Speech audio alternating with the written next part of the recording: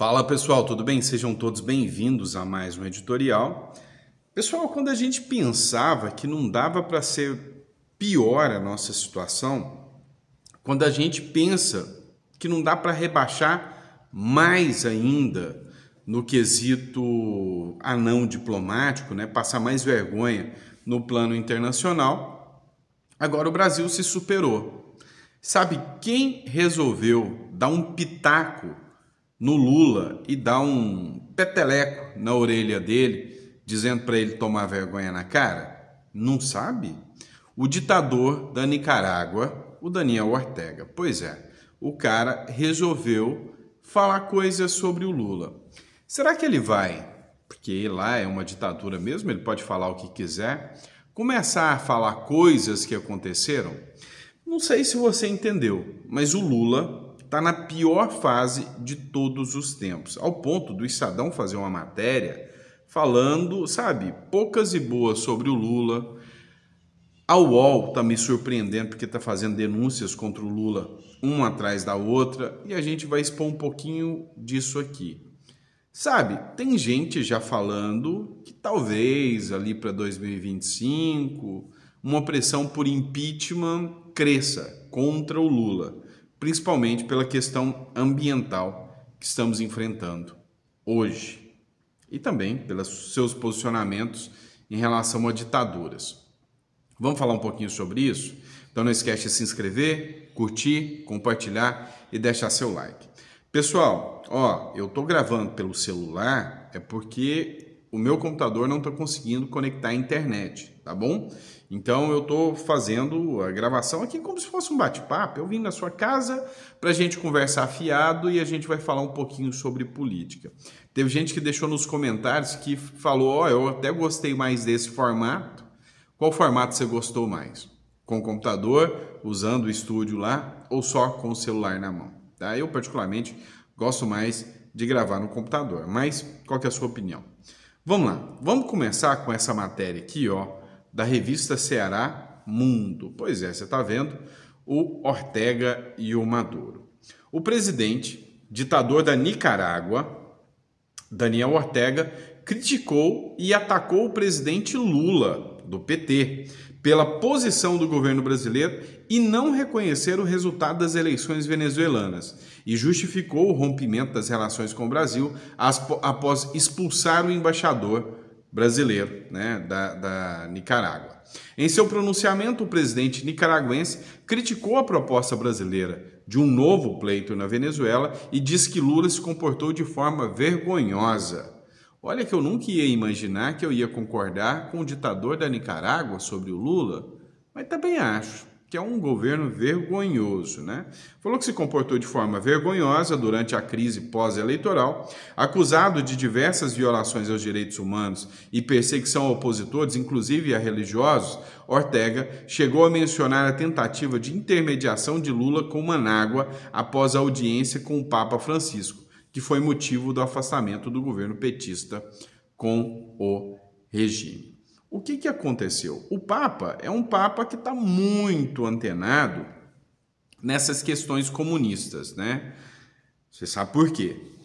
E ele chamou o Lula e falou, Lula, o negócio é o seguinte, vai lá e conversa com o ditador da Nicarágua, porque ele anda prendendo os meus padres lá. Está prendendo os padres, está tirando ali a Igreja Católica de lá de dentro.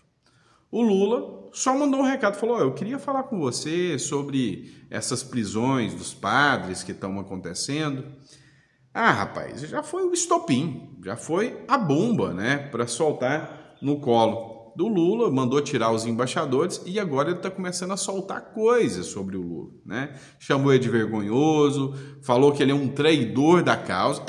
Chamou o Lula de traidor da causa. Deveria estar apoiando Maduro, né? E entenda, não é que o Lula não está apoiando o Maduro. Não é esse o caso, não. O Lula apoia o Maduro, inclusive entrou na sua própria armadilha, virou refém da sua própria, disfarçatez em dar prazo para o Maduro falsificar as urnas, mas o problema é que o Lula desagradou gregos e troianos, desagradou todo mundo, né? Até os ditadores, como os países democráticos, Então, pistola da vida com Lula por causa das ações dele. E eu disse que essa é um dos motivos que podem tirar o Lula da vida política para sempre. O Estadão, que tanto criticou o Bolsonaro, que tanto falava que o Bolsonaro era uma ameaça para a democracia, papai Lula ia salvar a democracia e o Brasil ia ter picanha e cervejinha. Pois é, olha a matéria do Estadão de hoje. Lula, que se elegeu prometendo defender a democracia, segue incapaz de denunciar a ditadura companheira de Maduro. Então Lula é companheiro de ditadura. Tá certo, gostei. Mesmo diante da farsa, agora oficializada.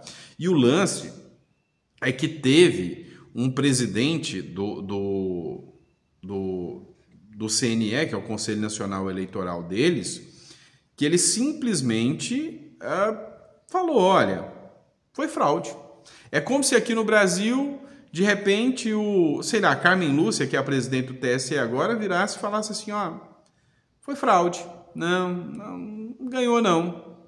Você já pensou o tamanho da bomba que é isso? Então, assim, o mundo, né, tá de olho nisso, tá observando isso. Em contrapartida, os escândalos de corrupção começam a voltar.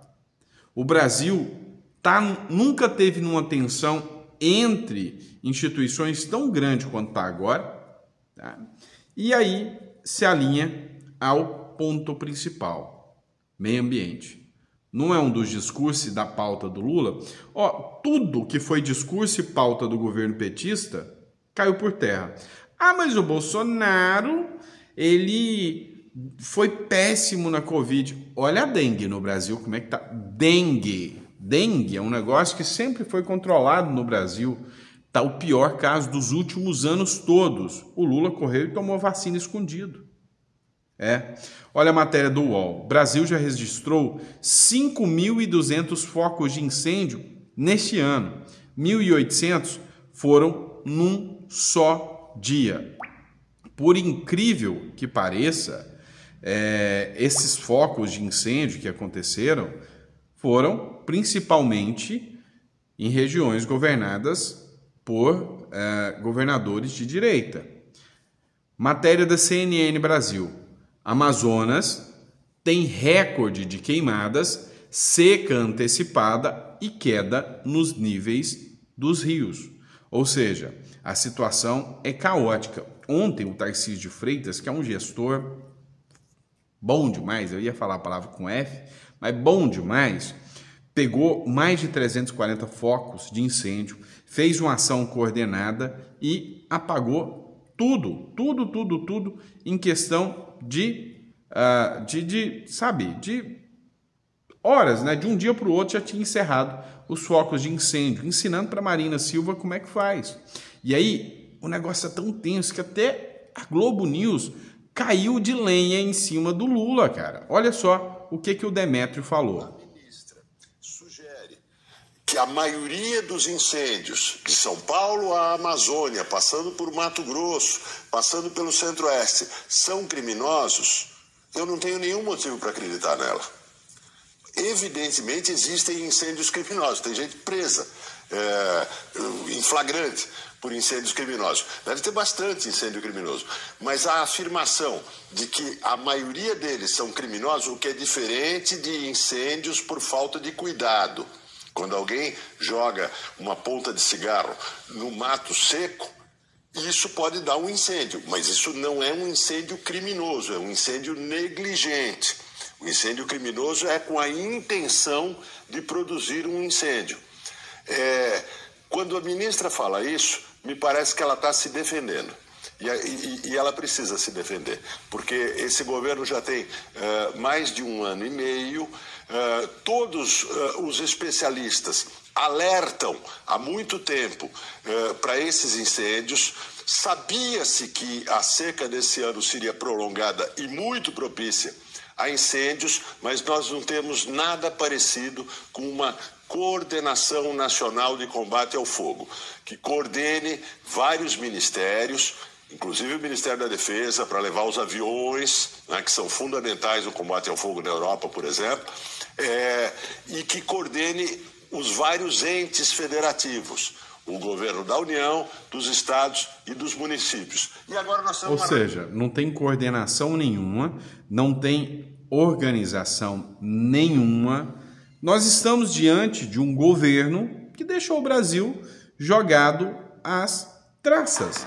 Nada mais, nada menos do que isso. Um governo que deixou o Brasil jogado às traças. E as máscaras estão começando a cair. Outro ponto que afeta e muito esse governo são os escândalos de corrupção que voltaram a estourar. As estatais estão dando prejuízos milionários. As estatais que durante a gestão do Bozo lá, do ruinzão, do mauzão, que dava lucros bilionários, agora estão dando prejuízos milionários na mão desse governo aí. A Petrobras tem um rombo gigantesco agora, e a mulher que o Lula colocou lá para simplesmente fazer as vontades do Lula, já estava no esperado. Sério isso? Tá de sacanagem. Escândalos como o do ministro principal do Lula sobre os respiradores começam a serem escancarados agora. Então tem muita coisa acontecendo. E aí, agora é época de eleição. Vocês estão vendo o que está acontecendo com o Pablo Marçal. Não vou entrar no assunto agora não, mas eu quero entrar depois. Está acontecendo uma sacanagem muito grande com o Pablo Marçal, e aí tem dedo, né, da galera do Bolsonaro nisso. Eu vou falar com vocês depois, no próximo editorial. Mas olha só, vocês estão vendo a sacanagem que está acontecendo com o Pablo Marçal, dizendo que ele está impulsionando as redes dele. O Boulos já gastou, não sei se foi 160 mil em 1 ou 2 dias, em poucos dias de campanha, só em rede social. E olha só, se isso aqui pode. Ministros do Lula usam a cota de viagem para apoiar candidatos em bases eleitorais do PT. Vocês entenderam? Isso. Os assessores estão negando o uso indevido, tá? Mas ninguém teve cota de viagem retirada, rede social retirada, queima de reputação, destruição de reputação, ninguém passou por isso. Pelo menos 8 ministros do governo do presidente Luiz Inácio Lula da Silva têm usado a cota de viagem disponível para o retorno a seus estados de residência para apoiar candidatos a prefeituras em suas bases eleitorais. O levantamento foi feito em cima do painel de viagens pelo Estadão, publicado nesta segunda-feira, e aponta que o ministro Camilo Santana, que é do PT do Ceará, da Educação, foi o que mais utilizou a verba prevista na lei orçamentária anual desse ano. O levantamento também inclui os ministros Rui Costa, que é da Bahia, da Casa Civil, esse dos escândalos dos respiradores, Alexandre Padilha, que também é do PT, das Relações Institucionais, André de Paula, que é do PSD de Pernambuco, o Carlos Lupe, do PDT do Rio de Janeiro, o Celso Sabino, que é do PP do Pará, o André Fufuca, do PP do Esporte, e Silvio Costa, do Republicanos dos Portos e Aeroportos, mesmo partido do Tarcísio de Freitas. Então, o que a gente começa a entender? A gente começa a entender que há uma situação em que um lado desses indivíduos, né, do poder, tem, com toda certeza, licença para agir da forma que bem entender. Porque se fosse igual para todos, você não há de convir comigo, você não há de concordar comigo que já tinha uma retaliação contra eles, que já tinha uma ação contra eles, inelegibilidade, abuso de poder econômico, ou isso só cola com o Bolsonaro? Só cola com o Bolsonaro, né? Pessoal, tem uma questão agora interessante. Eu falei que eu não ia entrar na questão Marçal, Boulos, vou deixar para o próximo editorial, o das 4 horas a gente vai falar, porque tem umas coisas acontecendo, mas voltando ao caso do Alexandre de Moraes, que eu falei no primeiro editorial, surgiu um ponto interessantíssimo, né? A OAB saiu do armário. Pois é, matéria da revista Oeste, tá? OAB volta a pedir o fim do sigilo das imagens do aeroporto de Roma e aponta violações de prerrogativas de advogado. Demorou só 1 ano, quase nada, né? E olha que eu vou tomar chucho da OAB por falar isso, mas demorou um pouquinho, só 1 ano. O acesso aos elementos de prova apenas na sede do tribunal pode implicar em cerceamento de defesa, observou a ordem.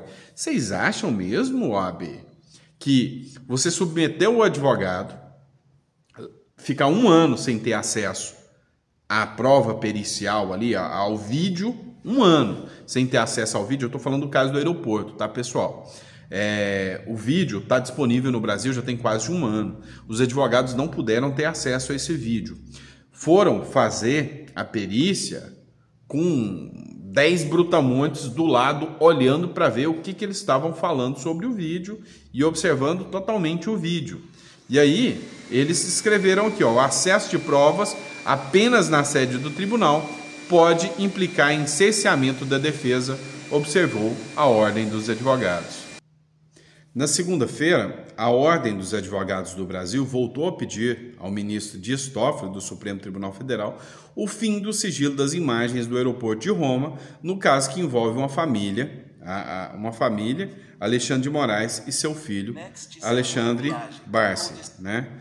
Tudo isso aqui foi cabalmente demonstrado de que a história que foi contada, né, pela mídia, teve direito à reconstituição, fazendo desenho ridículo, falando que eles estavam maravilhosamente, sendo perseguidos pela extrema-direita, que depois demonstrou que não tem nada a ver com extrema-direita, né? O cara era até candidato a prefeito apoiado pelo Lula. Então, assim, cara, cada dia uma mentira começa a cair, né? Cada dia uma mentira começa a ser exposta. E agora, dando complemento ao que a gente falou das queimadas, o Bolsonaro fez uma publicação.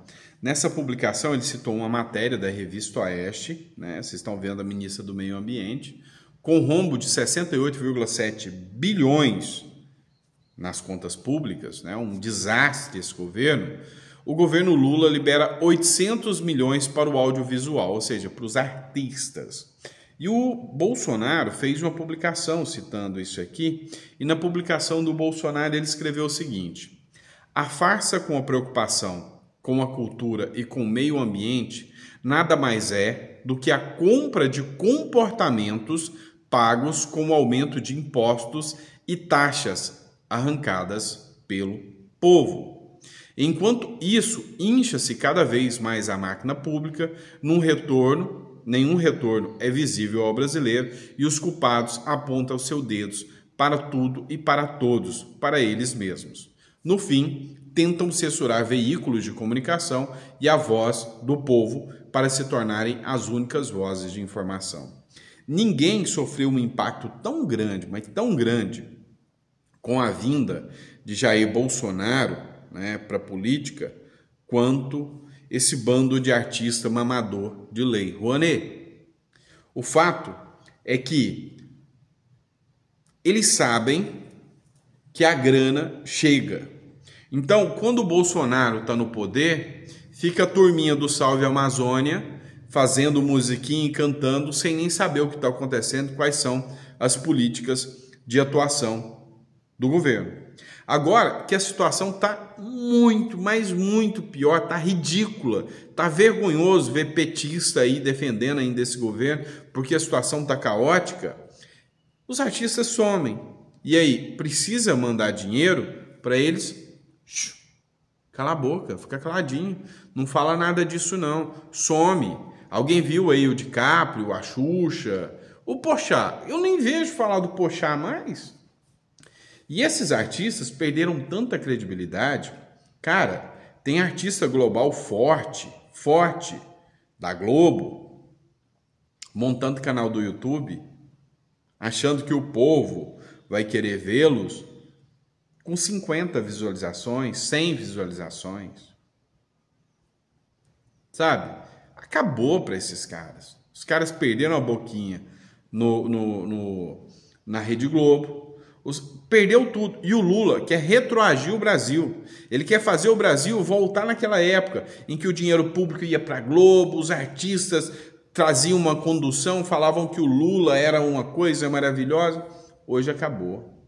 É por isso que eles odeiam tanto o Bolsonaro, é por isso que eles odeiam tanto as redes sociais, me odeiam, odeiam o Pablo Marçal, odeiam todo mundo que, fala, abre a boca e conta qual é o seu posicionamento. Fechou? Pessoal, obrigado, tá? Obrigado. Esperando só reestabelecer a internet aqui pra gente voltar ao normal.